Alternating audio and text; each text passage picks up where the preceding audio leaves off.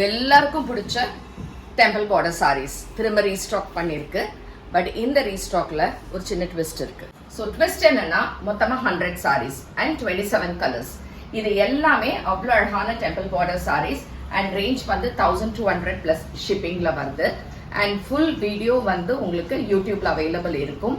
எல்லா சாரீஸ்லயும் பாத்தீங்கன்னா 27 கலர்ஸ் இப்ப காமிக்கிறேன். மல்டிபிள்ஸ் அவைலபிள் இருக்கு. ஒரு சிலது மட்டும்தான் சிங்கிள்ஸ் அவைலபிள் இருக்கு.